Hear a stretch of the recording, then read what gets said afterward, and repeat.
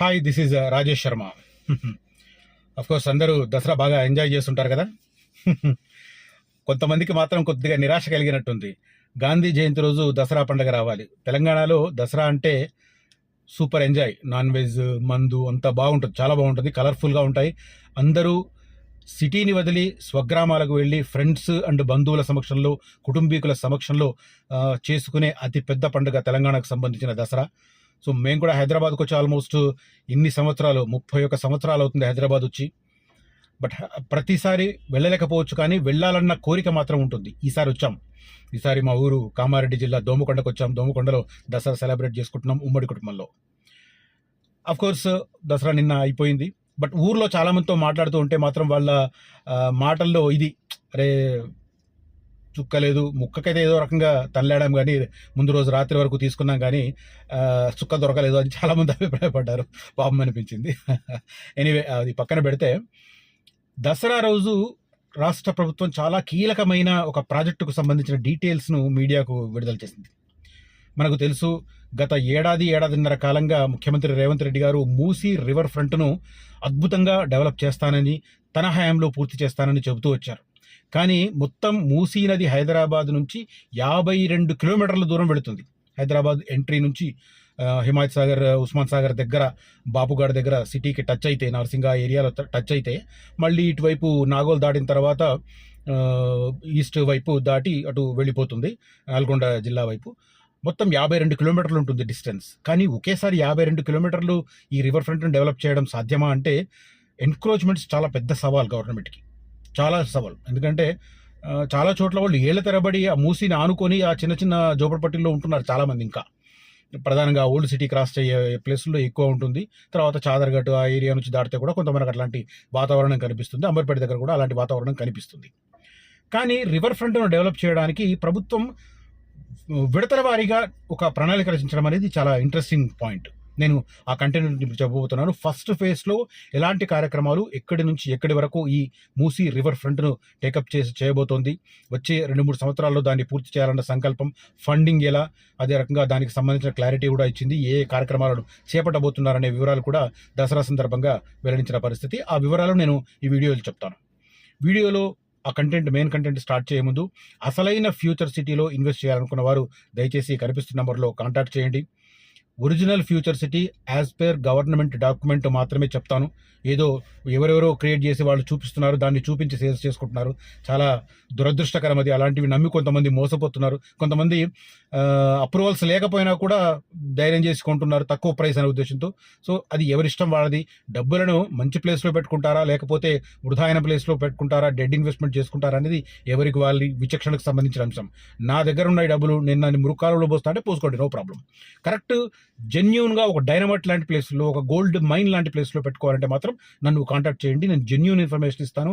Genuine information ఇవ్వడంతో పాటు మీతో కొనిపించిన తర్వాత రేపు పొద్దున నేను చెప్పిన పీరియడ్లో అది ఆ మేరకు అప్రిషియేషన్ రాకపోతే I'm there for you to resale the same. Okay, confident ఉన్న వాళ్ళు, నన్ను విశ్వసించే వాళ్ళు కనిపిస్తున్న నెంబర్లో కాంటాక్ట్ చేయవచ్చు. ఇక మెయిన్ కంటెంట్ విషయానికి వస్తే, మూసీ సంబంధించి మూసీ అందాల రాశి అన్న ఒక శీర్షిక కనిపిస్తుంది. నది సమగ్ర అభివృద్ధికి పనులకు త్వరలో శ్రీకారం. తొలి దశలో 20.5 కిలోమీటర్ల సుందరీకరణకు 5,641 కోట్ల రూపాయలు ఖర్చవుతుందని అంచనా. ఫేజ్ 1లో హిమాయత్ సాగర్ నుంచి బాపుఘాట్ వరకు 9.5 కిలోమీటర్లు అభివృద్ధి చేస్తారు. ఫేజ్ 1B కింద ఉస్మాన్ సాగర్ నుంచి, అంటే గండిపేట నుంచి బాపుఘాట్ వరకు 11 కిలోమీటర్లు సుందరీకరణ చేస్తారు. ఘన వ్యర్థాలు, జల వ్యర్థాల నుంచి విముక్తి.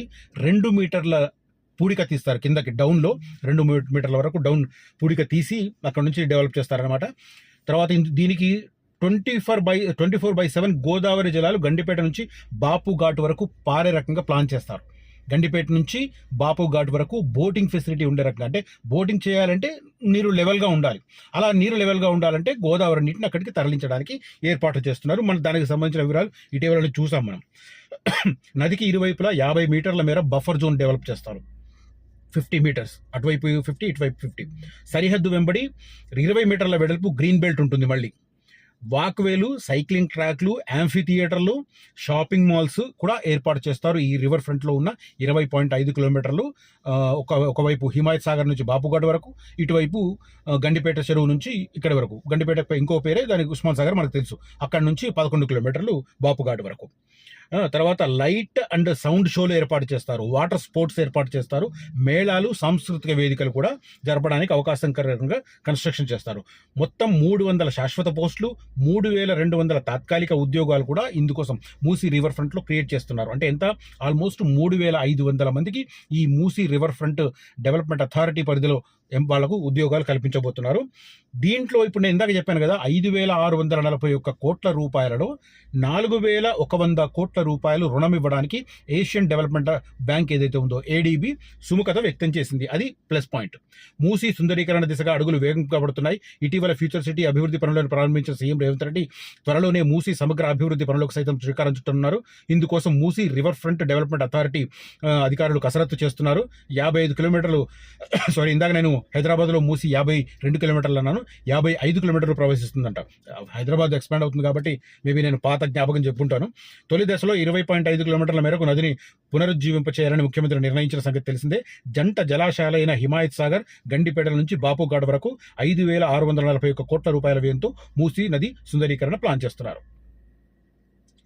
ఇది ప్రధానంగా మనకు కనిపిస్తుంది. అయితే దీంట్లో కొంత భూసేకరణ కూడా లింక్ ఉంది. భూసేకరణ ఇష్యూ ఏంటంటే, మూసీ తొలిదశ అభివృద్ధి పనుల కోసం ప్రభుత్వానికి 493 ఎకరాలు భూమి అవసరమని అధికారులు గుర్తించారు. ఇందులో 340 ఎకరాలు పట్టా భూములు కాగా మిగిలినవి 153 ఎకరాలు ప్రభుత్వ యాజమాన్యంలో ఉన్నాయి. సో సేకరించాల్సింది 340 అన్నమాట. ప్రభుత్వ యాజమాన్యంలో ఉన్నాయి. భూసేకరణ, పునరావాసం, నాణ్యమైన పరిహారం, పారదర్శకత హక్కు చట్టం కింద 2013 చట్టం ప్రకారం భూసేకరణ చేయబోతున్నారు. సేకరించే భూమిలో మూసీ చుట్టూ గ్రీన్ బెల్ట్ కోసమే సుమారు 270 ఎకరాలు అవసరం ఉంటాయి. రెండు వైపులా రిటైనింగ్ వాల్స్ కూడా కడతారంట ప్రాబ్లం లేకుండా. వరదల నియంత్రణకు కూడా దీంట్లో భాగంగా 50 మీటర్లు బఫర్ జోన్గా పెడుతున్నారు. పొద్దున అనుకోని ఫ్లడ్స్ వస్తే ఏంటి అనేది ఇప్పుడు మనం చూస్తున్నాం. ఈ సంవత్సరం పుష్కలంగా వాటర్ రావడంతో అటు ఉస్మాన్ సాగర్, ఇటు హిమాయత్ సాగర్ రెండు నిండి అలుగిలెళ్ళి ఆ నీరంతా మూసీకి రావడం, మూసీలో మొన్న మనం చాదరఘాట్ దగ్గర ముసరాం బాగు దగ్గర మొత్తం పైనుంచి నీళ్లు పోవడం అనేది చూసాం మనం సెప్టెంబర్ లాస్ట్ వీక్లో. సో ఇలాంటి పరిస్థితులు రాకుండా బఫర్ జోన్ కూడా దానికి సంబంధించి క్లియర్ చేస్తున్నారు. ఇక మెయిన్ ఏంటంటే, ఈ కార్యక్రమాలన్నీ పూర్తి చేయాలి అంటే ఖచ్చితంగా స్టాఫ్ అవసరం. స్టాఫ్ కోసం ఏం చేస్తున్నారంటే 100 శాశ్వత పోస్టులను క్రియేట్ చేసి దాన్ని మొత్తం మీద ఫిలప్ చేయబోతున్నారు. దాంతోపాటు మిగతా ఇందాక నేను చెప్పాను కదా, ఇంతకుముందు అనుకున్నారంట 100 శాశ్వత పోస్టులు చాలని, కానీ ఇప్పుడు దాన్ని పర్మనెంట్ పోస్టులు 200 చేశారు. మిగతాది దాన్ని క్రియేట్ చేస్తున్నారు అనమాట. సో ఓవరాల్గా వరదల నియంత్రణ మీద ఫోకస్ చేయడం, తర్వాత 50 మీటర్స్ వరకు రెండు వైపులా బఫర్ జోన్ ఇవ్వడం అనేది కొంత ఇంట్రెస్టింగ్ డెవలప్మెంట్గా కనిపిస్తుంది. ఓవరాల్గా ఏరియా అయితే మారబోతుంది. ఇప్పుడు హిమాయత్ సాగర్ నుంచి బాపుఘాట్ వరకు ఇది మూసీ సుందరీకరణ జరుగుతుంది, 9.5 కిలోమీటర్స్. గండిపేట చెరువు నుంచి బాపుఘాట్ వరకు 11 కిలోమీటర్లు. ఇవి కాకుండా ఈ ఔటర్ రింగ్ రోడ్డు పైన అక్కడ ఒక హైదరాబాద్కు ఒక గేట్వే నిర్మించడానికి కూడా ప్రణాళిక చేస్తున్నారు. ఇది కూడా ఈ మూసీ రివర్ ఫ్రంట్ డెవలప్మెంట్కు ఆనుకునే ఉంటుంది. సార్ ఓవరాల్గా ఆ ఏరియా మనం రూపురేఖలు ఇప్పుడు మనం ఒకసారి పిక్స్ తీసి పెట్టుకోవాలి. అటు నుంచి వస్తుంటే పిక్స్ తీసి పెట్టుకుంటే వచ్చిన తర్వాత వచ్చే ఒక 3-4 సంవత్సరాల కాలంలో అక్కడ గణనీయమైన మార్పు ఈ ప్రాజెక్టు పూర్తయితే. ఆ గేట్వేకి సంబంధించి కూడా మొన్ననే ఫౌండేషన్ స్టోన్ పడింది. ఇప్పుడు మనకు ప్రతి సిటీకి పోతే ఒక ఐకానిక్ బిల్డింగ్ అనిపిస్తుంది. మనకు పాత అంటే మా చిన్నతనంలో హైదరాబాద్ అంటే Charminar, of course Charminar ever green అనుకో, ఇప్పటికి కూడా చార్మినార్ ఉండే ఇంపార్టెన్స్ ఉంటుంది.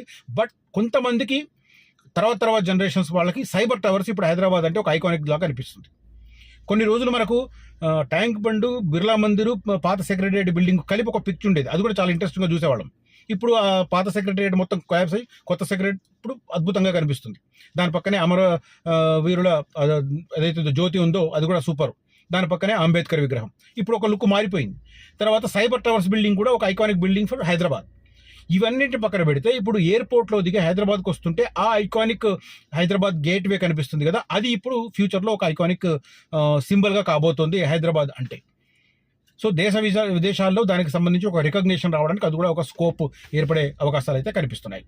సో మూసీ రివర్ ఫ్రంట్కి సంబంధించి ప్రభుత్వం 55 కిలోమీటర్లు మొత్తం ఉంటే 20.5 కిలోమీటర్లు ఫస్ట్ ఫేజ్ కింద టేకప్ చేస్తుంది. ఇందులో భాగంగా గండిపేట నుంచి బాపుఘాట్ వరకు, హిమాయత్ సాగర్ నుంచి బాపుఘాట్ వరకు ఫస్ట్ సుందరీకరణ జరుగుతుంది. దీనికి కావాల్సిన 5,641 కోట్ల రూపాయలలో 4,100 కోట్ల రూపాయలు రుణం ఇవ్వడానికి ఏషియన్ డెవలప్మెంట్ బ్యాంక్ సంసిద్ధత వ్యక్తం చేసింది. కాబట్టి మిగతాది గవర్నమెంట్ అరేంజ్ చేస్తే శరవేగంగా పనులు ప్రారంభం కావడానికి అవకాశం ఉంది. ఆ రూట్లో భూసేకరణకు సంబంధించి సమస్యలు ఏమీ లేకపోవచ్చు అని నేను అనుకుంటున్నాను. ఫ్యూచర్ ఎలా ఉంటుందో తెలియదు. ఎందుకంటే కామన్ పీపుల్ని అక్కడి నుంచి తరలించే ప్రయత్నం చేస్తే అప్పుడు కొంత రెసిస్టెన్స్ వస్తుంది. కానీ ఇప్పుడు ఆ ఏరియాలో అంత ప్రాబ్లం ఉండదు అనుకుంటాను. ఫస్ట్ ఫేజ్కు ఎలాంటి విఘాతాలు రావనే నాకన్నా ప్రాథమిక అవగాహన. మేబీ ఫ్యూచర్ చూస్తే మనకు క్లారిటీ వస్తుంది. రైట్, ఈ కంటెంట్ కనుక మీకు నచ్చితే ఈ వీడియోను లైక్ చేయండి, షేర్ చేయండి. లైక్ చేసిన తర్వాత పక్కనే హైప్ బటన్ వస్తే దయచేసి హైప్ బటన్ నొక్కి నన్ను ప్రోత్సహించమని రిక్వెస్ట్ చేస్తున్నాను. Thank you for watching this video. Signing off Rajesh Sharma.